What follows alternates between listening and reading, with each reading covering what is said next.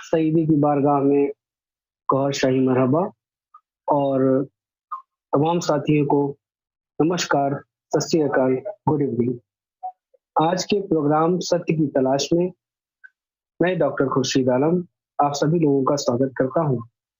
आज के हमारे जो गेस्ट हैं उनका नाम है सूफी राजेंद्र निगम साहब, जो उत्तर प्रदेश के कुशीनगर डिस्ट्रिक्ट में रहते हैं। और अभी कुछ ही देर पहले उनका जो स्पीच था वो आप सुन रहे थे। आज हम उनसे डिस्कस करेंगे और उनसे सवालात करेंगे कि किस तरीके से वो आए सूफिज्म में, कितने वर्ष हो गए और उनके क्या क्या एक्सपीरियंसेस रहे, क्या क्या उन्होंने यहाँ पर ज्ञान प्राप्त किया, जो प्रैक्टिकल अप्रोच रही, उस सिलसिले में हम जो है उनसे गुफ्तगू करेंगे। सूफी राजेंद्र निगम जी, हम स्वागत करते हैं। मेरा कोटि कोटि नमन है मेरे भाई, बड़े भाई। नमस्कार। और अपने भगवान सदगुरु को भी मैं नमन करते हुए हम तमाम अपने सुनने वाले भाई बंधुओं को सर नवाकर प्रणाम करता हूँ। कैसे हैं राजेंद्र भाई? हाँ, बहुत अच्छे हैं। और ये सरकार भगवान काल की अवतार की असीम कृपा हमारे ऊपर है। बहुत अच्छे तरीके से आप जो है सेलिब्रेट करते हैं। अब जो भी आपको ज्ञान प्राप्त हुआ है, जो प्रैक्टिकल अप्रोच आपने किया है, आपके इस सूफिज्म में संत जो जो श्रृंखला जो बनी आपके जिंदगी में, जो ये चीजें चल रही हैं, आपको लगभग 35 वर्ष हो गए हैं इसमें। आज हम आपसे बहुत ही रहस्य की बातें आपसे जानने की कोशिश करेंगे, जो अभी तक इंडिया में चाहे वर्ल्ड के किसी भी कोने में बहुत कम लोग इस सवालात के जवाब दे पाते हैं। तो हम अपना इंटरव्यू करते हैं कि कुंडलिनी क्या है, पहला सवाल, और इसके जागरण से क्या तात्पर्य है? पहले तो मैं आपके पहले सवाल का जवाब देना चाहूंगा कि हमारा जो आध्यात्मिक सफर है, बचपन से ही हमारे माँ बाप जो है बहुत ही पुजारी किस्म के रहे हैं। बहुत पूजा मेरे घर होती रही। मेरे माँ बाप जब तक जो है हयात में थे, तब तक जो है हमारे हम बचपन में बहुत बीमार रहा करते थे।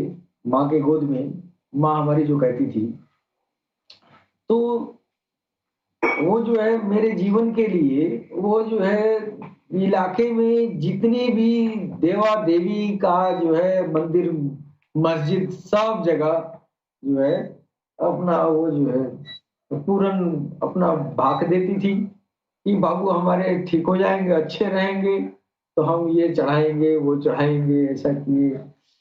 तो इस तरह जो है भक्ति भाव में मेरे माँ बाप का सबसे बड़ा श्रेय है कि वो उन लोगों ने किसी न किसी बहाने से लगाए रखा जी। और सिर्फ हिंदू मजहब में ही नहीं, हिंदू मजहब में जो है काशी जी के भगवान शंकर के मंदिर में भी भगवती करके आती थी।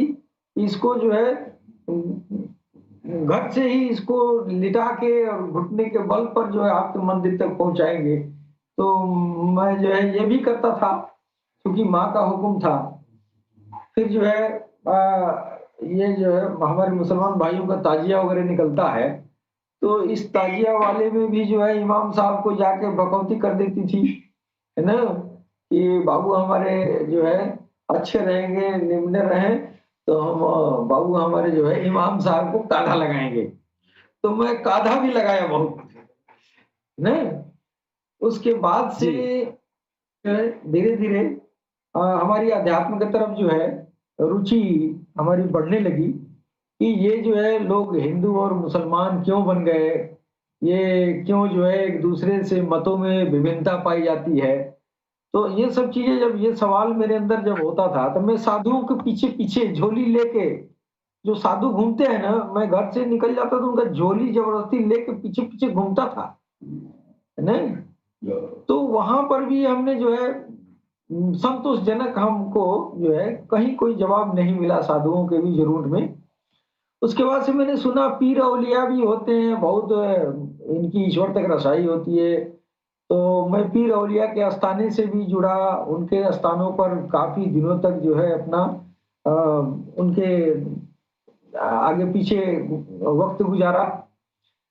तो वहाँ से भी बहुत कुछ हासिल हुआ, बहुत कुछ का मतलब मेरा ये है कि ईश्वर का सुराग तो नहीं मिला, ईश्वर का सुराग नहीं मिला, लेकिन ये था कि अदब और एहतराम बुजुर्गों का कैसे की जाती है, ये बातें लोगों वो ने सीखे। सिखाया।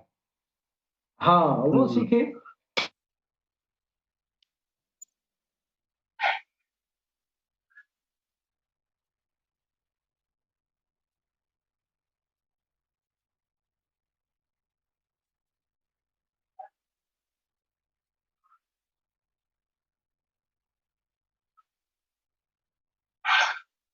जी, तो जो है कि इस तरीके से सूफी राजेंद्र साहब जी का जो अभी उन्होंने बचपन के हालात बताए कि किस तरीके से उन्होंने वो मंदिरों में जाते थे और अलग-अलग संप्रदाय के लोगों से मुलाकात करते रहे और उनसे जो है फैज़ हासिल करते रहे। अब बात ये है कि आज के दौर में तमाम धर्म के मानने वाले जो लोग हैं, वो लोग भी अपने बचपन में इस तरीके की चीज़ें करते रहते हैं। कोई बीमार होता है तो कोई मज़ार पे चला जाता है, कोई की काली माता के मंदिर पे चला जाता है, कोई किसी के पास चला जाता है। जिससे क्या होता है कि उनको कहीं से अब अल्लाह ताला ईश्वर जो है जिसको जैसे नवाज़ दे, जहाँ से शिफ़ा अता फरमा दे, शिफ़ा अता फरमाना तो अल्लाह के हाथ में है। तो जो अल्लाह ताला के क़ुर्ब में होते हैं, जो ईश्वर के क़ुर्ब में होते हैं, जो गॉड के क़ुर्ब में होते हैं, उन लोगों के वसीले से भी अगर दुआ की जाए, तो अल्लाह ताला, ईश्वर, गॉड उनकी दुआओं को कबूल फरमाता है। अब हिंदुस्तान, पाकिस्तान, नेपाल, बांग्लादेश, पूरे वर्ल्ड में अल्लाह के दोस्त, अल्लाह के वली मौजूद हैं। उनके वसीले से अगर दुआ माँगी जाती थी, तो वो भी कबूल होता रहा। और कभी-कभी तो ऐसे होते हैं कि बहुत सारे ऐसे लोग हैं, जो अपनी किसी के ऊपर आसमानी जो चीज़ें हैं, वो आ जाती हैं और उसके ज़रिए से क्या होता है कि वो परेशान हो जाता है। डॉक्टर के पास लेके जाते हैं, तो डॉक्टर कहता है कि अ, इनको जो है साइकोलॉजिकल प्रॉब्लम हो गई है। अब उनको वो डॉक्टर मेडिसिन देते हैं और मेडिसिन देते हैं और वो मेडिसिन खाता है, वो सारी नारकोटिक्स दवा होती है, ब्रेन को सुला देती है, बंदा सोया रहता है। सोया रहेगा तो कुछ बोलेगा नहीं। ये वो समझते हैं कि ये ट्रीटमेंट है, बल्कि ये ट्रीटमेंट नहीं है। इसका ये जिन्नातों के सर्कस जिन्नातों की वजह से होता है, जिसका इलाज रूहानियत में मौजूद है।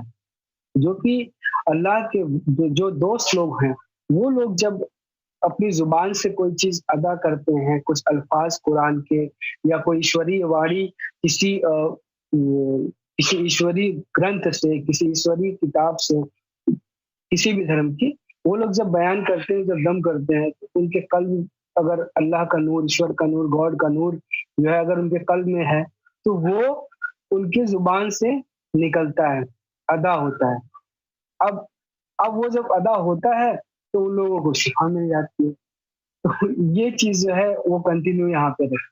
तो इस तरीके से बहुत सारे इस दुनिया में मौजूद हैं लोग और हिंदुस्तान के अंदर भी और पाकिस्तान के अंदर भी बहुत सारे ऐसे लोग हैं जो इस चीज़ को सरंजाम दे रहे हैं, लोगों को शिफ़ा मिल रही है, किसी को थोड़ी मिलती है, किसी को देर में मिलती है, लेकिन दर हकीकत तो ये है कि जब तक कल्ब अल्लाह का नूर कल्ब के अंदर मौजूद नहीं होगा, तब तक ज़ुबान से वो नूर उस वाणी में मिक्स होकर के अदा नहीं होगा और अदा अगर नहीं होगा, तो उसको कंप्लीट शिफ़ा नहीं मिलेगी। अगर वो रूहानी शिफ़ा उसको देना चाहते हैं तो। जैसा कि हमारे सईदी यूनुस गौर साहब जो है, उन्होंने फरमाया है कि रूहानी जो है, किस तरीके से ट्रीटमेंट होती है उसके लिए अल्लाह टीवी के प्लेलिस्ट में आप जा करके वहां से सर्च कर सकते हैं। और पिछली बार जो है वो मौलवी साहब आए हुए थे हैदराबाद से, तो उन्होंने भी बड़ा अच्छा एक्सपीरियंस अपना बताया कि वो बहुत सारे ऐसे लोग हैं जो जिनका उन्होंने फॉलो किया। कुछ लोग ऐसे हैं जो कि सरकार गौशाही के नाम से लोगों को बता रहे हैं कि अल्लाह पढ़ लो, अल्लाह पढ़ लो। जैसा कि पिछली बार शेख अजीमुद्दीन भाई ने बताया। अब वो जब पढ़ ले रहे हैं तो उनके साथ हो क्या रहा है, पढ़ तो लिया लेकिन जिक्र उनका कल्ब चल नहीं रहा। अब वो इंतजार करे जा रहे हैं और सामने वाला इंतजार कराए जा रहा है, कराए जा रहा है, कराए जा रहा है। अब इसके साथ प्रॉब्लम क्या हो रही है कि बंदा अगर उसके अकल के नाखून अगर उसने नहीं लिए, अगर अपनी अकल का इस्तेमाल नहीं किया, तो वो हक तक नहीं पहुंच पाएगा। वो उसी के बीच में दायरे में घूमता घूमता घूमता रह जाएगा, फिर हक तक नहीं आ पाएगा। हक जो है वो यहाँ मिल रहा है सैयदी यूनुस अल गौहर साहब के वसीले से, के जरिए से, उनके दर से। ये जो अल्लाह टीवी का प्लेटफॉर्म है, यहाँ से लोगों को इल्म भी दिया जा रहा है और सईदी की जुबान मुबारक से जो अल्फाज निकलते हैं उसके साथ फैज भी वो ऐड होती है। वो फैज भी और इल्म भी दोनों मिक्स होकर के जब इंसान के कल्ब पे ये बात सीने पर जब ये उतरती है तो असर रखती है।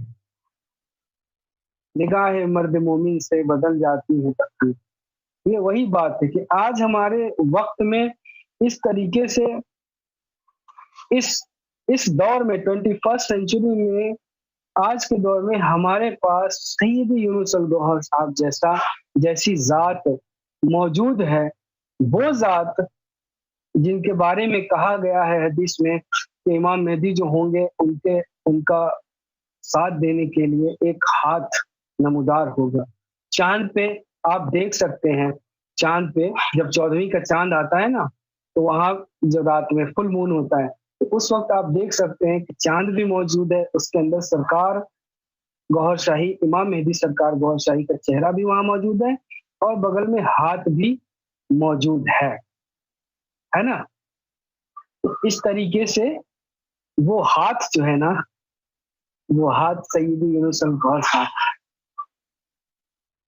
पूरी दुनिया को, पूरी इंसानियत को अल्लाह तक पहुंचने के लिए यहाँ आना ही पड़ेगा। इनको सईदी को सुनना ही पड़ेगा, नहीं तो हक तक पहुंच ही नहीं सकते। तालीमात तो किताबों में लिखी हुई हैं, कुरान में लिखी हुई हैं। कुरान से बड़ी कोई किताब है क्या? नहीं। मतलब लास्ट जो किताब है आसमानी, उनकी बात कर रहा हूँ। हालांकि पिछली जितनी भी किताबें मौजूद हैं वो तमाम किताबें हिंदू धर्म में भी मौजूद, सनातन धर्म में भी मौजूद है, ईसाई मतलब के क्रिश्चियनिटी में भी मौजूद है, यहूदी में भी मौजूद है, और तमाम जो आसमानी किताबें हैं वो मौजूद हैं। उनको पढ़ें, उसमें तमाम ये जो बातें सैयदी यूनुस अल गौहर साहब फरमा रहे हैं उसका एसेंस वहां मौजूद है। तो अब हम दावत देते हैं अभी कुछ देर के लिए हमारे जो आज के गेस्ट हैं, सूफी राजेंद्र साहब। जी सूफी साहब, है आवाज आ रही है? हाँ हाँ, आवाज खूब आ रही है। मेरी आवाज आ रही है कि नहीं आपको? जी जी मेरी राजेंद्र आवाज भाई, आप बयान कर रहे थे कि आपके जिंदगी में इस तरीके से चीजें हुई बचपन में, और अब हाँ सईदी जब आपके जिंदगी में आए तो आपके किस तरीके से परिवर्तन हुआ, वो जरा हाँ एक सेगमेंट 15-10 मिनट में ये सारी चीजें क्लियर करके फिर अपने क्वेश्चन पे आएंगे। अच्छा ठीक है, मैं बहुत जल्दी आप हमारे ऊपर पहले ही बोझ लगा देते हैं, इतनी जल्दी बताते हैं कैसे होगा? तो वो जो है एक्चुअली वक्त की कमी जी। जब मेरा जो है मानसिकता जब विकसित हुआ अध्यात्म के क्षेत्र में कुछ और जानने का, तो ये जो माँ बाप से तो गौरी गणेश तक हमको जानकारी हुआ। उसके बाद से पीर फकीरों के पास गए तो फिर अल्लाह के बारे में कुछ बातें जो है जानकारी हुई। पीर औलिया के दरबार में, साधु संतों के दरबार में किस तरह अदब और लिहाज का ये जो है मकाम रखा जाता है, ये सब चीजें जो है हमको मालूम हुआ। लेकिन जो मेरा लक्ष्य जो था पार ब्रह्म परमेश्वर के बारे में, जिसको अल्लाह कहा जाता है, ईश्वर कहा जाता है, प्रभु कहा जाता है, मैं जो है पहले अपने जो गुरुजी थे, वो उनसे मैं अक्सर पूछा करता था कि भगवान कैसे हैं, किस तरह हैं? तो इस तरह का जब सवाल किया जाता था तो लोग पास में बैठे वाले लोग हँस भी देते थे और ये जो है कुछ लोग जो है इस तरह का तपड़ी भी करते थे, मत देखो भगवान को, न देखना ही ठीक है, इसलिए इसलिए कि मुँह देखने लायक नहीं है। इस तरह की बातें जो है जी हमको सुनने में आती थी। जी बहरहाल और हम इस नतीजे पे पहुँचे, जो पीर औलिया के दर पे जब मैं गया, तो काफ़ी दिन गुज़रने के बाद से हमको ये बताया गया कि पीर में ही सब कुछ है। पीर ही अल्लाह है, जी पीर ही ईश्वर है, पीर ही प्रभु है। लेकिन ये किसी ने नहीं बताया कि पीर कैसे अल्लाह है। सुन रहे हैं? ये किसी ने नहीं बताया। ये थोपी जाती थी जी कि गुरु ब्रह्मा, गुरु विष्णु, गुरुदेवो महेश्वरा। गुरु साक्षात परम ब्रह्म तस्मै श्री गुरुवे नमः। अब हम तो सुनने वाले तो कहेंगे अच्छा ये जो है मानसिकता पे दबाव डाल दी जाती है कि तू गुरुवे जी को भगवान कहो। बात तो सही है, लेकिन ये किसी ने नहीं बताया कि कैसे ये सही है। यहाँ जाके मैं फंस गया कि गुरु हम्म, ब्रह्मा, गुरु विष्णु, गुरुदेवो महेश्वरा। गुरु जी ब्रह्मा है, विष्णु है, महेश है, अल्लाह है, भगवान है, सब कुछ है। और गुरु जी देख रहे हैं कि मेरी तरह खा रहे हैं, मेरी तरह पी रहे हैं, मेरी तरह चल रहे हैं। तो अब ये अंदर बोधे नहीं होता था कि गुरु ब्रह्मा है, गुरु महेश है। कहने के लिए तो कह भी दिया गया, सुन भी लिया गया, लेकिन अंतर बोध होना चाहिए, हाँ यही हक है। तो ये बोध नहीं हो पा रहा था। अब जब जी सैयदी जी का वीडियो मैंने देखा, तो एक बयान मैंने सुना कि आप फरमा रहे थे कि ये माला तुम जपते हो, राम राम राम राम, ये अल्लाह अल्लाह अल्लाह अल्लाह, तो ये आपस में टकराता है, तो इसमें ज्योति बनती है।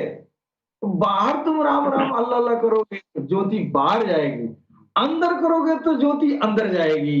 ज्योति से ही तुम्हारी आध्यात्मिक परवरिश होती है। जब यह बात मैंने सुना तो कहा, अरे अध्यात्म तो आगे भी बहुत है।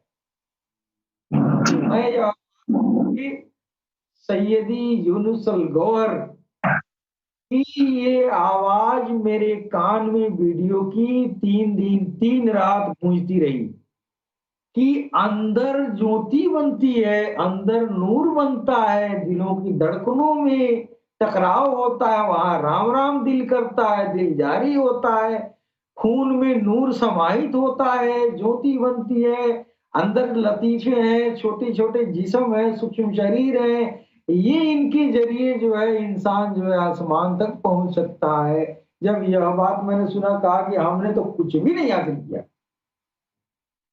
तो हमारा जो है वहां जाके गाड़ी हमारी अटक गई थी गुरु ब्रह्मा, गुरु विष्णु, गुरुदेवो महेश्वरा पे, कि गुरु ही सब कुछ है। बात तो सही है, कैसे सही है ये नहीं मानता। ये सरकार गौरशाही कि जब मिशन में जब मैं आया तब पता चला कि गुरु भगवान है, गुरु ब्रह्मा है। और आज भी हम अपने भगवान सदगुरु को भगवान सदगुरु ही कहते हैं, इसलिए कि भगवान की सही परिभाषा हमको पता चल गया।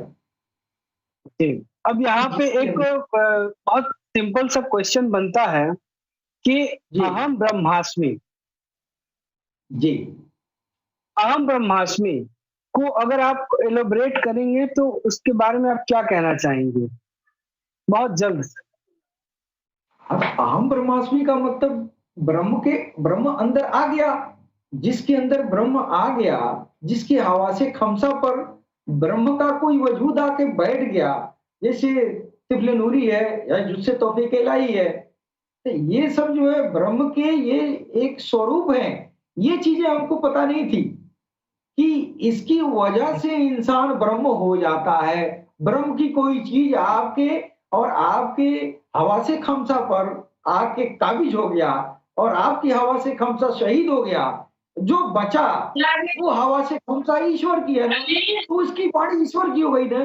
जब ईश्वर की हो गई तो वो ईश्वर है ही है। तो ऐसा गुरु गुरु ब्रह्मा विष्णु महेश है, जिसके अंदर जिसकी सारी जो हवा से खमसा लतीफे हैं, सूक्ष्म शरीर है, चक्राज है, उस पर जो है उस ब्रह्म का जो अक्ष है, उस अक्ष की जो है तिफल नूरी या जिससे तौफीक इलाही जैसी चीजें आके उस पर काबिज हो गई, फिर उसके जरिए वो बोलता है। तो वो कहाँ रहा? वो तो खत्म हो गया ना। जब ब्रह्म आया तो फिर ये शहीद हो गया, जब शहीद हो गया तो फिर बचा कौन?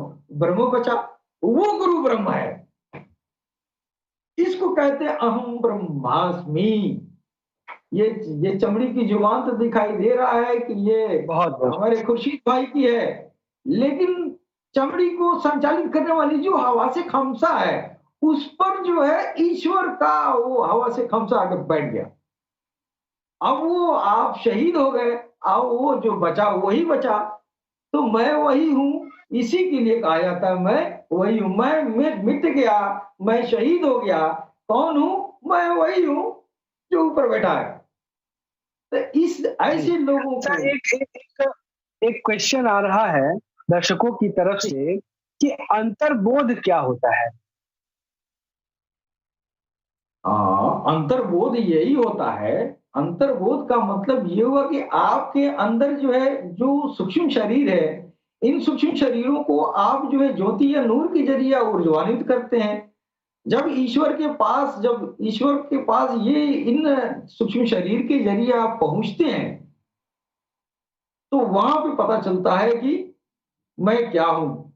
जब ईश्वर का अक्ष आपके दिल पे आकर बैठ जाएगा, आपकी नजरों के जरिए जब आपके दिल पर आकर बैठ जाएगा, तो वहां का कानून है जो तुम्हें देख ले वो मुझे देख ले। अब वो ईश्वर हो गया ना, उसके अंदर ईश्वर दाखिल हो गया, उसकी छवि आ गई, उसकी तस्वीर आ गई, उसके ईश्वर के जो है तमाम तरह के अक्ष हैं, तमाम तरह की रूहें हैं जो इजहार करने के उपरांत जो है वो बनी है। जैसे तिफल नूरी का जिक्र होता है, जुस्सत गलाई का जिक्र होता है। तो ये सब चीजें उसका अक्स, उसकी अक्स भी आके बढ़ जाती है, उसकी छवि आके बढ़ जाती है, वो आईने की तरह देखता जी है। जी। तो ये तो यही तो आत्मबोध है कि मैं क्या हूं? मैं कुछ भी नहीं, मैं मिट गया हूं, मैं ब्रह्म हूं। यही एक आत्मबोध है सवाल ना। और आ रहा है। जी जी राजेंद्र भाई, एक सवाल और आ रहा है, ब्रह्मा क्या है?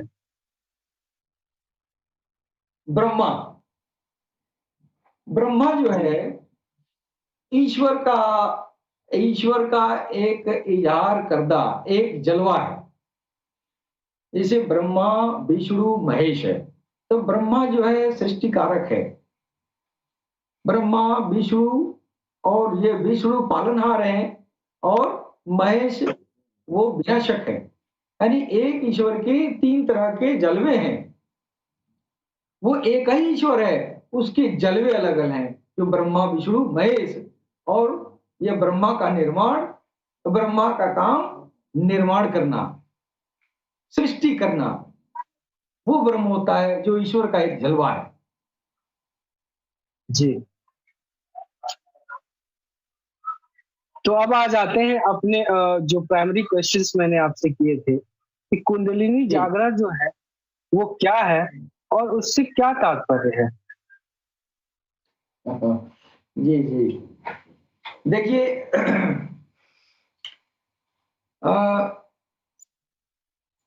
मैं पीछे से मैं आपको बताना चाहता हूं कि जी काल की अवतार को हमारे वैदिक संस्कृति में जो है, जो हमारे प्रकांड विद्वान हैं, उन लोगों ने काल के अवतार का पहचान मोहम्मद रसूलुल्लाह के रूप में किया। और मोहम्मद रसूलुल्लाह जो सबसे आखिरी अवतार जब इस धरती पर आए, आखिरी नबी आए, तो वो इल्म का उरूज लेके आए, अध्यात्म के इल्म का सबसे उरूज, सबसे उच्चतम स्तर का। क्योंकि उत्तरोत्तर विकास का कार्य प्रकृति का नियम है। आज आप 100 साल पहले जो दुनिया देखे होंगे, आज की दुनिया में अंतर मिला लीजिए, उत्तरोत्तर विकास हुआ है। तो आध्यात्मिकता में भी उत्तरोत्तर विकास हुआ है। ऐसा नहीं है कि अध्यात्म विज्ञान जो है जैसा तब था वैसा अब है, हो रहा है कि नहीं? तो जब तक मोहम्मद रसूलुल्लाह जो महाअवतार, जो काल्की अवतार, जो आखिरी, जिसके अंदर जो है वो सारे अवतारों की शक्तियां उसमें निहित हैं, वो सबसे ज्यादा, सबसे इल्म का सबसे उरूज वाला हिस्सा लेके आए।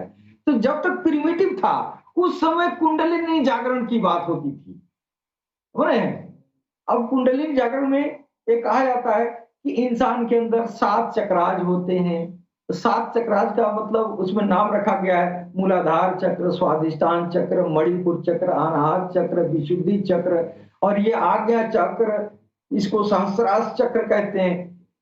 अब वो जो है, हम इस चक्र को क्या समझते थे, कुंडली का मतलब ये बताया गया कि आपके जो है मूलाधार चक्र में, यानी मल और मूत्र के आर्गन के बीच में एक ऐसा जगह है जहां पर एक इमेजिनेशन किया जाता है, एक छुपी हुई शक्ति है, वहां उसको बोलते हैं सर्पेंट पावर, जिसको कुंडली शक्ति बोलते हैं।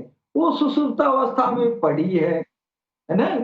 और उस सर्पाकार कुंडलीकृत जो है, जो वो कुंडली है सर्प के आकार की, उसको जो है अपने नाड़ियों के जरिए उल्टा जो है मस्तक पर पहुंचाया जाता है, हो रहे हैं। तो जब तक ज्ञान जो है अध्यात्म का, ये लतीफ कलबरू श्री खफी अफाना नफ्स की बात नहीं जब तक आई थी, तब तक जो है इनको चक्राज कहा जाता रहा, हो रहे कि नहीं।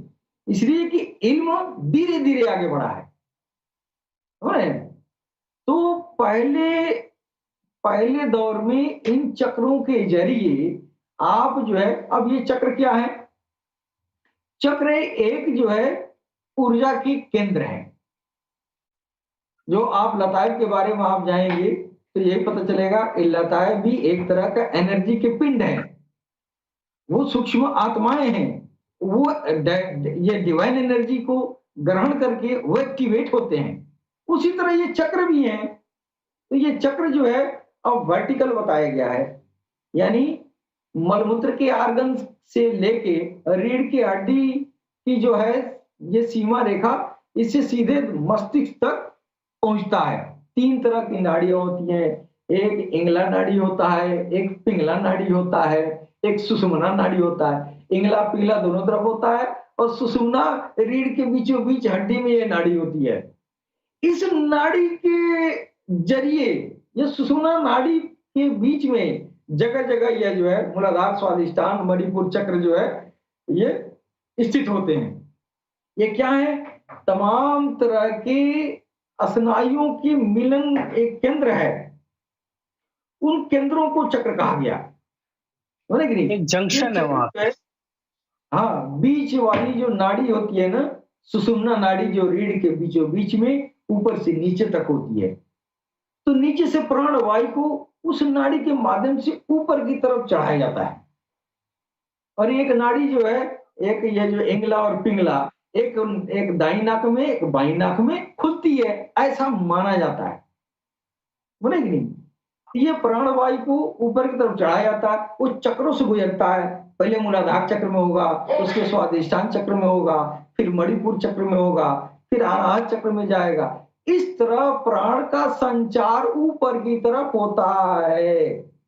अब इसके लिए योगी लोग जो है तमाम तरह के योगासन बना के करते हैं, हालांकि ये खतरनाक गेम है, बोले कि नहीं। ये खतरनाक गेम इसलिए है कि बहुत सारे जोगी मर गए, पारंगत लोग एका दुखी निकले। तो भगवान, अब ये जब यहाँ पे प्राण वायु यहाँ पहुंचती है, प्राण का संचार जब यहाँ मस्तिष्क में सहस्रार चक्र में जब पहुंचता है, तो यहाँ पे बहुत ही उजाला योगी को दिखाई देता है, कि नहीं। इतनी तेज, लोग कहते हैं करोड़ों सूर्य की रोशनी इसमें दिखाई देती है। अब यहाँ पहुंच गया, योगी कहते हैं यही भगवान है, तो भगवान वही नहीं है, आगे बहुत है। अब यहाँ पे जो है लतीफे आना पर 3-3 पर्दे हैं, जुल्मानी, रहमानी, नूरानी, क्या क्या है। तो जो जहां तक पहुंचा कहा यही भगवान है, तो ये भगवान नहीं है। इन्हें इन चीजों के जरिए जो भगवान तक पहुंचने की प्रक्रिया थी वो जटिल थी और अपूर्ण थी। लिहाजा पैगंबरों अवतारों के क्रम से आने के बाद एक एक पैगंबर एक एक और इल्म लेके इसको और विस्तृत करके आए। और इस समय जो है मोहम्मद रसूलुल्लाह तक जब जब ये जो है ये इनके जरिए इल्म आया, वो बकायदा जो है कल्बरू शेरी खफी अफवान नाम की बात होने लगी। हाय वही चीज। अब ये जी सनातन संस्कृति में इसको इन चक्रों को ऐसे वर्टिकल बताया गया। और जब मोहम्मद रसूलुल्लाह आए तब इनको कहे नहीं हॉरिजॉन्टल होता है। हमारे भगवान सदगुरु सैयदी यूनुस अल गौहर ने भी फरमाया था कि वर्टिकल नहीं होता है, हॉरिजॉन्टल होता है। यानी इस क्रम में ये सुबह का ये लोकेशन जरा बता दें और उसका नाम बता दें फटाफट। जी, ये कल्ब है, रूह है, शेरी है, खफी है, अफ़्फ़ा है, अना है, नाभि में नफ्स है। ठीक है। ये 7 चक्र हैं, 7 चक्र हैं। और उसी तरह जो है ये 7 लताइफ हैं और 7 चक्र इसी तरह का मूलाधार, स्वादिष्ठान, मणिपुर, अनाहत, विशुद्धि, आज्ञा और सहस्त्रार, यह मस्तिष्क में। जी तो इसको एक्टिवेट करने का तरीका क्या था? सांस को रोक के, दम को रोक के और जो है जी प्राण को ऊपर चढ़ाया जाता था। ये खतरनाक गेम था।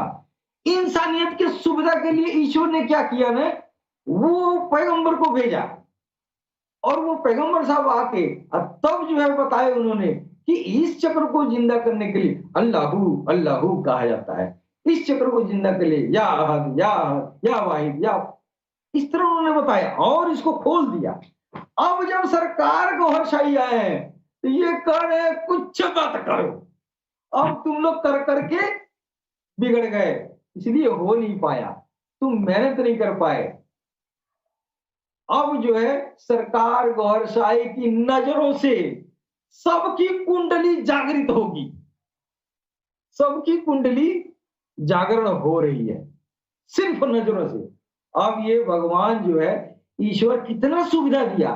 पहले सनातन दौर में कुंडलिनी को ऊपर, प्राण प्राण का संचार ऊपर की तरफ करना था। इंगला पिंगला और सुषुम्ना नाड़ियों के जरिए क्या क्या नाम लोग रखे हैं, बहुत बड़ा व्याख्या है इस कुंडली जागरण पे, बहुत बड़ा व्याख्या है। लेकिन कुल मिला जुला के सहस्रार चक्र पर जाके और वहां से आगे नहीं जा सकते हैं, इसलिए तो वो जो है वो नूरानी जो पर्दे हैं वो वहीं तक रह जाता है इंसान।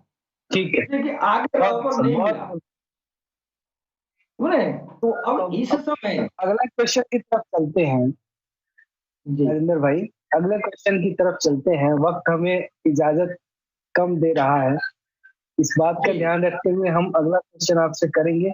ये जो आपने एक्सप्लेन कर दिया कि ये कुंडलिनी जागरण कैसे होती है, तमाम कुंडलिनी कितनी है और ये जो चक्र है लताएफ है इसको कैसे बेदार किया जा रहा है। पहले इतनी प्रॉब्लम्स होती थी और इतनी ज्यादा जो है मशक्कत करनी पड़ती थी, लेकिन अब जबकि सरकार जी मौजूद है तो अब तो सिर्फ नजरों ये से कल की अवतार की उपलब्धि है। हाँ, ये कल के अवतार की उपलब्ध कहिए तो कल के अवतार का ये कहते हैं ना कि वरदान है, ये कल हाँ, दे रहे लोगों को, इंसानियत कल की इंसानियत के ऊपर एहसान है कि अब हमको जंगल वरदान है। नहीं जाना है। हाँ, और अब यही हमको नहीं पलथी मार वो परमिशन चढ़ाना नहीं है, बैठ के सईद अल्लाह नहीं यूनुस गौहर करना है। साहब जी जो भगवान कल के अवतार के विश्व प्रतिनिधि हैं, एकमात्र प्रतिनिधि सईद यूनुस गौहर साहब, उनके माध्यम से तमाम इंसानियत के अंदर कुछ लोग ऐसे भी मौजूद हैं जिनको उन्होंने परमिशन दी हुई है कि आप भी लोगों को ये चीज दो, वहां सरकार नजरों से कर देंगे। तो ये चीजें बताइए कितनी आसान हो गई है। अब जंगलों में जाने की, पहाड़ों में जाने की, अब परेशान होने की कोई आवश्यकता नहीं है। अब अपने घर में रहें, अपना काम करें, कारोबार करें और अपना बिजनेस करें और अपने कुंडलिनी को जागृत करें और ईश्वर की प्राप्ति करें। सीधी सी बात है। अब आगे आते हैं कि प्रभु की प्राप्ति जो है, ये जो मोक्ष होता है, मोक्ष जी मोक्ष क्या होता है? देखिए, और मोक्ष मुक्ति, की परिभाषा अगर हम ये दो वर्ड को लें, मोक्ष और मुक्ति, तो मोक्ष और हाँ, मुक्ति क्या है और जी। उस ये इसमें डिफरेंस क्या है, ये जरा क्लियर कर दें हमारे दर्शकों के लिए। जी, मोक्ष और मुक्ति के बारे में तमाम विद्वान तरह-तरह की अपनी-अपनी विचारधाराएँ रखे हैं। लेकिन हमने जो अपने आध्यात्मिक जीवन का जो मैंने सफ़र किया है, उस सफ़र में मैंने ये पाया है कि मोक्ष जो है, पहले मोक्ष के पहले मुक्ति आती है। पहले मुक्ति होता है, फिर उसके बाद से मोक्ष होता है। तो मुक्ति उसको कहते हैं, जब आपके साथ जो है, जो राक्षसी आसुरी आत्मा लतीफ़े नफ्स जो बैठा हुआ है, जो आपको काम करा रहा है, इसके अलावा इसकी आधिपत्य जो है आपके दिल पर है, आपके मस्तिष्क पर है, आपके जो सूक्ष्म शरीर सीने में मौजूद हैं, जो लतायफ हैं, कल्ब, रूह, शेरी, खफी, अफ़्पा, इनके साथ दुष्ट पक्षियों की आत्माएँ भी जुड़ी हुई हैं। किसी के साथ मोर लगा है, किसी के साथ मुर्गा लगा है, किसी के साथ कौवा लगा है। तो इन पक्षियों की प्रवृत्ति भी उसके अंदर जो है मौजूद होती है। लिहाजा इंसान जो है, शैतान देखने में इंसान है, जब तक उसकी ये नाभि आत्मा संतुष्ट नहीं हो जाती है, पवित्र नहीं हो जाती है, ऊपर से हब्बा कब्बा वाले इंसान, अंदर से सरापा शैतान है। चाहे वो कोई भी हो, अगर उसकी नाभि आत्मा संतुष्ट नहीं है, तो गोरी चमड़ी मत देखिए, अंदर बहुत बड़ा आसुरी आत्मा बैठी है, जो क्या-क्या कराती है। और आप जग जाहिर है, दुनिया भी देख रही है, आप सब लोग देख रहे हैं कि चिकने-चिकने, गोरे-गोरे गाल और अंदर से कितने बड़े-बड़े कमाल, ऐसा हो रहा है। तो जिस दम आए दिन न्यूज़ अध्यात्म चैनल में ज्ञान देखने को के मिलता है। हाँ, जिसदम अध्यात्म ज्ञान के जरिए आपकी नाभि आत्मा पर आधिपत्य आपकी हो गई, आपको मुक्ति मिल गई। यही मुक्ति है। हो ना कि नहीं? वाह! इसलिए बहुत जब ज़बरदस्त। मुक्ति मिल गई, आपका नफ्स पाक हो गया, अब आप जन्नत के लायक, आप स्वर्ग के लायक बन चुके। ये मुक्ति है। यानी दुनिया की कोई भी बुराई आपको छू नहीं सकती।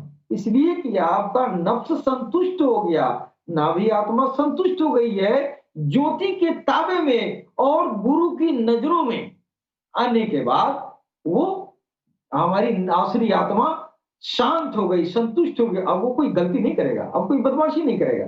ये है मुक्ति। अब मोक्ष क्या है? जब ये आपको मुक्ति मिल गई ना, तो इसके अलावा और भी देवताओं के लोक से आई हुई आत्माएँ हैं। उन आत्माओं का जागरण होता है। हो रहा है कि नहीं? इन आत्माओं का जागरण होता है, सब के सब ज्योतिर्मय हो जाते हैं। दिल आपका जब पाक पवित्र हो जाता है, आसमानों पर सैर-तैर होना शुरू हो जाता है। आपकी जो है ये ब्रह्म आत्मा जो है, ये अन्ना मस्तिष्क के निकल के प्रभु के रूबरू खड़ी हो जाती है। हो रहा है कि नहीं? और जो है आपके अंदर जो है उसका कोई वजूद आके बैठ गया, ईश्वर आपके अंदर आ गया। हो रहा है? तो आपके अंदर जी। आया, आपकी रूह को अपने में मिला लिया। जैसे चीनी में शरबत पानी मिला दिया गया, है कि नहीं? अब वो टोटल पानी की तरह दिखाई दिया। हो रहा है कि नहीं? तो अब इस दौर जी। में ये चीज़ तो बड़ा मुश्किल था। अब इस दौर में जो सरकार गौरशाही आए हैं, ये मोक्ष मार्ग की सबसे आसान तरीन रास्ता बता रहे हैं कि आओ, ये जितना आध्यात्मिक तालीम था, ये सब पुराना वाला बता रहे हैं। अब मेरा ये शिक्षा है कि आओ, तुम्हारी आत्मा को मैं जम कर रहा हूँ, अपने में मिला रहा हूँ। ऐसे दूध और पानी एक में मिल गया, फिर आदमी जिंदा है, तो भी जो है ये आत्मा मिली हुई है। ज्यों प्राण निकला, ज्यों ये रूह निकला, ये आत्मा रूह जो है उस ब्रह्म में मिली हुई है। ऐसे ज्यों निकला, त्यों ये वैकुंठ जाएगा। क्यों? तो जिसमें मिला है ना, उसका तो पलकों में आना जाना है कि नहीं? ये है मोक्ष। असल मोक्ष ये है कि अब उसको इधर नहीं आना है। गया तो गया। मोक्ष जीते जी मिलता है। यानी जीते जी आप जम हो गए ना, तो मोक्ष है। जब तक आप जीवन में है तब तक वो आप में मिलाया हुआ, आपकी रूह में और वो ईश्वर जो है वो दोनों मिला हुआ है। ईश्वर का अक्ष और आपका रूह दोनों एक में मिला हुआ है। आप चल फिर रहे हैं, वो मिला हुआ चल रहा है ना, वो ईश्वर मिला हुआ है। यानी आप गौहर शाही को लेके घूम रहे हैं, समझ रहे कि नहीं? यानी सरकार गौहर शाही काल की अवतार का वो अक्षय मुबारक आपके अंदर, आपकी आत्मा में घुल मिल के एकदम शरबत बन के तैयार है। जो ये कोटा पूरा हुआ, हमारा रोजी रोटी का ये हिसाब किताब खत्म, फिर ये निकला तो अब ये कहाँ जाएगा? जिसके ताबे में है उसके पास जाएगा। ये आपको मोक्ष मिल गया। अब स्वर्ग नरक की बात नहीं है, भगवान में मिल गया, मोक्ष मिल गई, ये मोक्ष है जी। तुम। अब आगे हम चलते हैं। जी अब आगे चलते हैं कि हमारे भोजपुरी जो कुछ दर्शक भी होंगे बिहार से, उत्तर प्रदेश से, जरा उनके लिए भी कुछ भोजपुरी में अगर आप कुछ मैसेज अगर देना चाहें तो बड़ा अच्छा होगा, उनको, उनके दिल को थोड़ा सा अच्छा लगेगा। लोगों को खुशियां बांटना है, मोहब्बत बांटना है, यही तो पैगाम है, मोहब्बत है कि नहीं? तो भोजपुरी में जरा एक दो बात अगर आप बता दें उन लोगों के लिए मैसेज क्या हो। हम तो ये कहें, 2 मिनट। हमारे हिंदू भाई जो हमारे हमारे बाणे भैया लोग, वो लोग जो है भगवान के नाम का सिमरन करें और सरकार को हरशाही के जो संदेश बा उस संदेश के हासिल करें, अपने दिल में भगवान के नाम के उतारें। उतरने के बाद से उसी, जब भगवान का नाम उतर जाएगा ना, तो उसी नाम के ज्योति से आपका, आपके जो बातों राक्षसी असुरी आत्मा संतुष्ट हो जाएगी। जब संतुष्ट हो जाएगी ना तो आपको मुक्ति मिल जाएगी। और जब मुक्ति मिल जाएगी तो मोक्ष की तरफ लोग बढ़े लगे।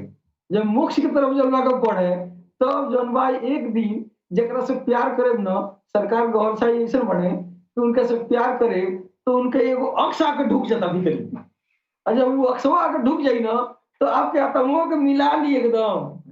हाँ, और जब मिला ली तब ये धरती पर से जब जाई न तो वो करे में मिल के जाई, स्वर्ग नरक में ना जाई। ये लिए कि भगवान कल की अवतार सरक नरक से मतलब नहीं उनके, वो जहां से आयल बने तावा वो परम धाम हो, तो परम धाम में उनका में मिल के चल जाए, ये हमारा असली मोक्ष है। नहीं जबरदस्त, जबरदस्त। मोक्ष कोनो दूसरा कोनो बात नहीं का, पुनर्जन्म ही नहीं के लोग कहा कि फिर पैदा ना होके मोक्ष मिल गई है ना, बैकुंठ में चल गई मोक्ष, बैकुंठ में चल गई मोक्ष नहीं मिला, बैकुंठ में चल गए और फसरी लग गई। बैकुंठ में बड़ी कुल हिसाब किताब हो जुबा। हाँ, बड़ा कुल घर दुआर बा, मेरा लोग बात सब बा, फल खान, फल मूल खान सब बा, तो वो जाके बुला जाई भगवान के। लेकिन हेजू जब मोक्ष मिल जाई, भगवान अपना में मिला लिए हमारे आत्मा के, तो हमारा जोही के बा परम धाम। ये लिए कि हमारा अब स्वर्ग नरक से लेवे देवे के नहीं खे, काहे आ तो वो ब्रह्म आके हमारे आत्मा के मिला ले बा, जइया ही निकली तो या साथे साथे जाई। एक एक कह जला असली मोक्ष। हम अपने भाई बंधु से ये चाहे जो यूपी बिहार के लोग बा, जे जौने धर्म बा उ रहे, अपने भगवान के नाम राम बा न, राम राम अपने दिल में बसा ले, है ना, और यही राम राम के सिमरन के जरिए नाभि आत्मा के संतुष्ट कर ले, वो आदमी हो जाई, इंसान बन जाई, राक्षस ना रही। आज है घर गांव गांव जन बातन बलात्कार होता, ये जानते नहीं काहे होता, यही खातिर होता भैया कि केहू के नाभि आत्मा संतुष्ट नहीं खे, सही गुरु पौले नहीं खे, सब जाली गुरु दुनिया में बाणे। वो जाली गुरु का करते हैं, खाली धूप कपूर अगरबत्ती आना जाना खाना खिलाना और लेना देना, है ना, ये जानत निखन आदमी केगा शैतान के आदमी बनावल जाई, ये गुरु लोग निखन जानत। आज अलरा टीवी पावल लो, राम राम कहे लो, राम राम कहत कहत है अंदर गई, भगवान के ज्योति बनल, वो ज्योति के तावे में आके हई नाभि आसुरी आत्मा संतुष्ट हो जाई, गुनाह से बाज जाई।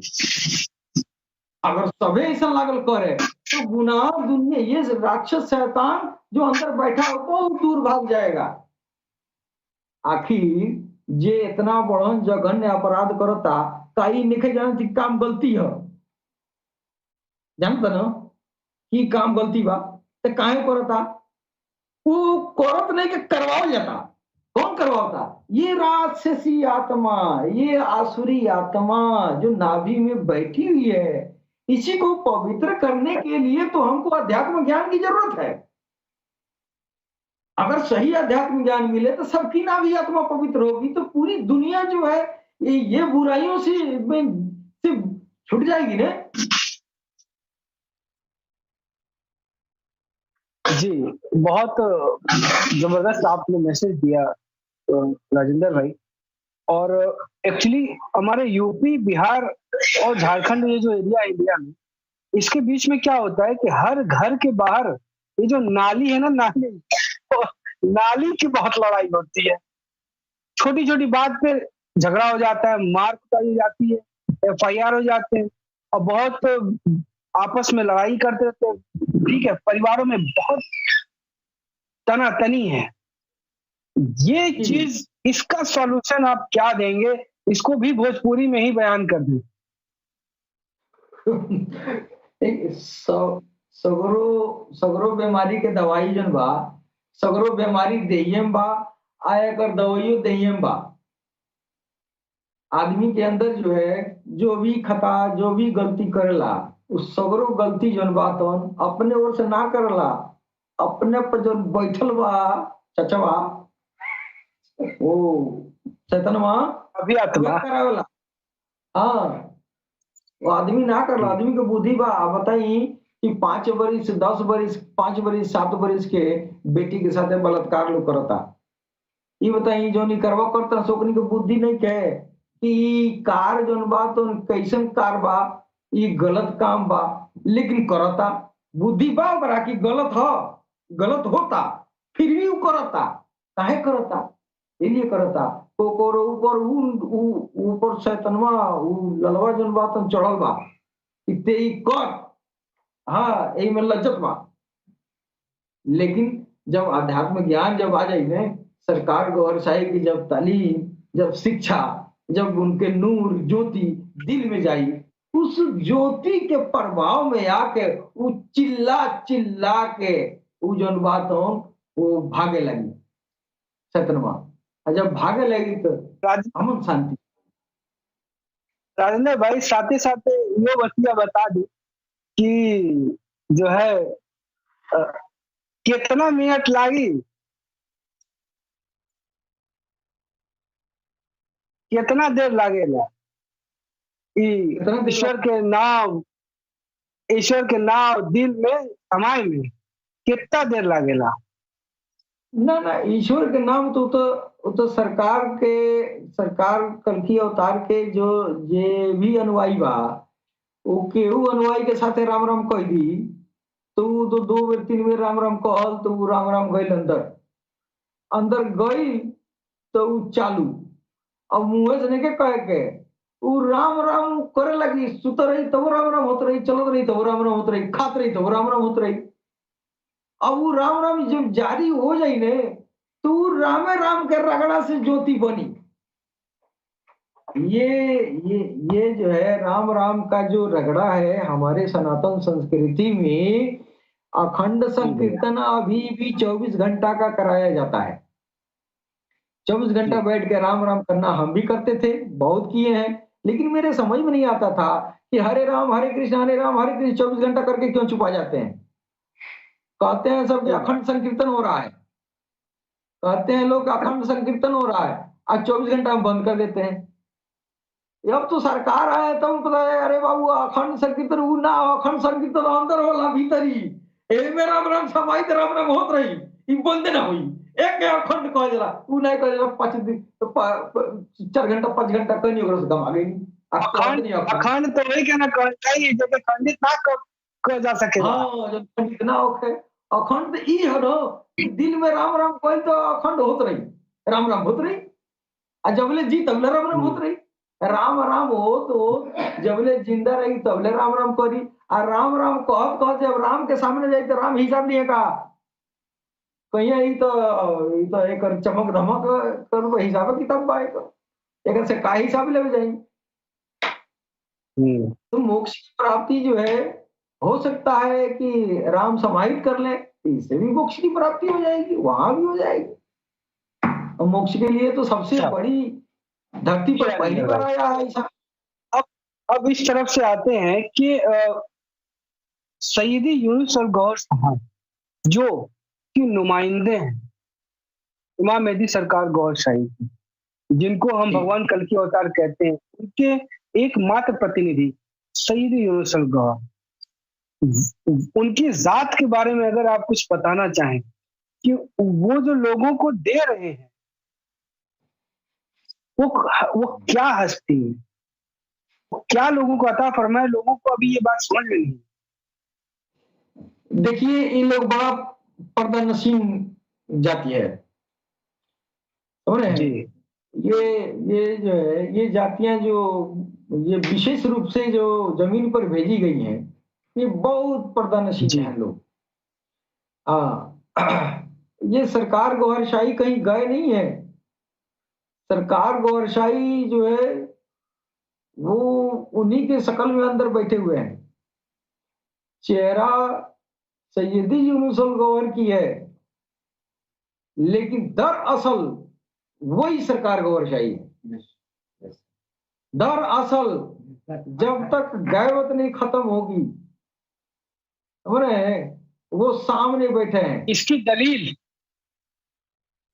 सूफी साहब, इसकी दलील आप दें जरा, इस बात की दलील चाहिए ना दर्शकों को, बिना दलील के कोई बात पक्की नहीं होती। जी जी इसकी दलील तो है। दलील अगर आप सरकार इमाम मेहदी गौर शाही ने ही अगर कोई बात कही हो, तो वो बात भी आप, अगर आपको कुछ याद हो तो आप बयान कर सकते। हाँ हाँ मैंने सुना है शहीदी के बारे में। सरकार कल के अवतार ने फरमाया था कि जो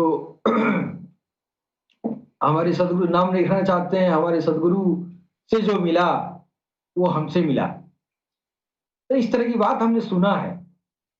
और दलाइल जो है सबसे बड़ी बात यही है कि सरकार अपने मुखार बिंदु से यह बात फरमाए हैं, जो उनको देखा वो मुझको देखा। तो ये अंदर समाहित होने वाली जो प्रक्रिया है ना, ये अध्यात्म की उरूज है। जिस्म चमड़ी का दिखाई दे रहा है कि ये तो सैयदी यूनुस अल गौहर का चेहरा है, लेकिन वो चेहरा जो है हमारे और आपके लिए हमारे आंखों का धोखा है, इसके अलावा कुछ नहीं है। अंदर वो वही सरकार गौहर शाही बैठे हुए हैं, इसमें कोई शक नहीं है। मेरा तो कोई शक नहीं है, दुनिया करे या ना करे, लेकिन मैं अपनी तरफ से संतुष्ट हूं।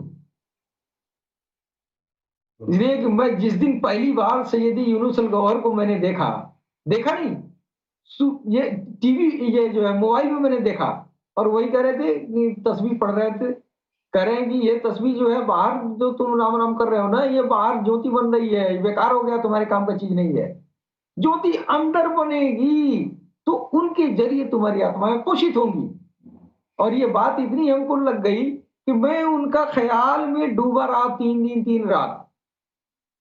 और तीसरे दिन मैं अकेले सोया था बरामदे में, और तीसरे दिन आपकी वो नौजवानी वाली वो जो है वो चेहरा मुबारक जो पहले के वीडियो में दिखाई देता है, ऐसे तड़तड़ाती हुई आवाज, और देख रहे हैं मेरे पास आके, मेरे घर में घूम रहे हैं, मेरे बच्चे कदमों में लिपट रहे हैं, और जो है उनका चेहरा हम देख रहे हैं। उनके साथ 10 आदमी है, किसी का चेहरा नहीं दिखाई दे रहा है, ये देह दिखाई दे रहा है कि सफेद पोषधारी इनके आगे पीछे है, लेकिन किसी का चेहरा नहीं देखा। चेहरा सिर्फ सैयदी यूनुस अल गौहर को मैंने देखा, नहीं।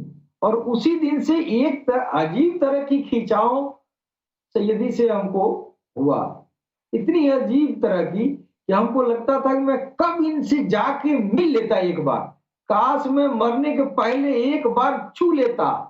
इस तरह की कशिश मेरे अंदर होनी शुरू हो गई। और अंततोगत्वा जो है नेपाल में मुलाकात हुआ, तो आपने बहुत बहुत प्यार दिया। जो मैंने सोचा ही था मेरे जैसे अलीज-गलीज और हम लोग जैसे लोगों को कौन पूछने वाला था? हम लोग तो एकदम देहात से जो है तो क्या कहा जाए, हम लोग तो किसी अर्थ के नहीं है। हम लोग को पूछने वाला सैयद यूनुस अल गौहर है, नहीं तो हमको तो कोई नहीं पूछता है, कोई नहीं पूछा, इसलिए कि हम पूछने लायक है ही नहीं है। हम जैसे गलीजों का खरीदार सिर्फ गौहर शाही है, सैयदी यूनुस अल गौहर के रूप में। नहीं तो हम लोग तो बेकार आदमी हैं, हम लोग किसी काम के नहीं। हम तो बहुत आस्थाना पे गए, बहुत साधु संतों का जोरा ढोए, बहुत बहुत आध्यात्मिक फैज का तो बतिए नहीं है कहीं। हिंदुओं के साधुओं के पास गए, आध्यात्मिक प्रलाप की कोई बात नहीं करता था। आध्यात्मिक प्रलाप क्या होता है किसी को पता ही नहीं है। मुसलमानों के पीर के दरवाजे पर मैं गया, रूहानी फैज क्या होती है किसी ने नहीं बताया, फैज क्या होती है।